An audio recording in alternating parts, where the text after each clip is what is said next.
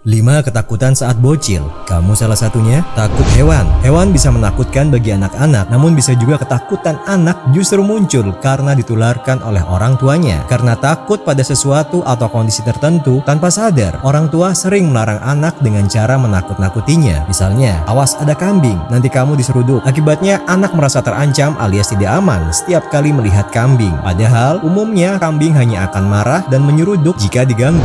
Badai dan petir. Cuaca adalah sesuatu yang tidak bisa dikendalikan, dan memasuki musim hujan tak umumnya akan melihat bagaimana perubahan cuaca dari cerah tiba-tiba menjadi gelap, berangin, dan disusul oleh suara petir. Bagi bocil, badai dan petir akan membuat suara keras dan tiba-tiba itu bisa menakuti mereka. Anak-anak yang mendengar suara petir akan bersembunyi di bawah selimut atau di bawah tempat tidur agar tak melihat cahaya petir. Hantu tidak jauh beda dengan monster. Hantu juga merupakan salah satu hal yang bisa membuat bocil ketakutan hingga menangis. Bisa saja bocil takut karena tontonan film atau game horor di televisi, atau bahkan lingkungan seperti orang tua, teman, saudara yang suka menakut-nakuti bocil dengan hantu. Pada usia bocil, imajinasi mereka tentang sosok menyeramkan sangatlah kuat. Tapi bukan hanya bocil saja yang bisa takut dengan sosok hantu. Banyak juga yang sudah dewasa dibuat lari apabila melihat penampakan. Kegelapan. Kondisi gelap memang identik dengan sesuatu yang menakutkan untuk sebagian besar orang, baik itu anak-anak maupun orang dewasa. Namun bagi bocil, kondisi gelap akan membuat mereka merasa ada seseorang yang datang bersamanya dan akan membawanya pergi. Oleh sebab itu, banyak bocil yang tidak bisa tidur jika lampu kamarnya dimatikan. Ketakutan dengan kondisi gelap ini terutama terjadi pada anak-anak masih dalam masa perkembangan. Ini biasanya terjadi pada anak umur 2 hingga 3 tahun. Imajinasi dan kreativitas mereka masih sangat kuat yang membuat mereka takut akan gelap. Dokter menjaga kondisi kesehatan sangatlah diperlukan agar tidak sakit sejak usia dini. Namun pada usia bocil, karena suka jajan makanan sembarangan, ditambah daya tahan tubuh anak belum berfungsi optimal, mereka pun pernah mengalami kondisi sakit dan harus dibawa ke dokter. Setelah diperhatikan, banyak bocil yang takut atau malas ke dokter karena mendengar bunyi dan melihat alat-alatnya terkesan menakutkan. Terlebih orang tua suka berkata, jika tidak mau makan, nanti disuntik dokter. Kalimat itu akan teringat dan menjadikan bocil was-was ketika diajak pergi ke dokter.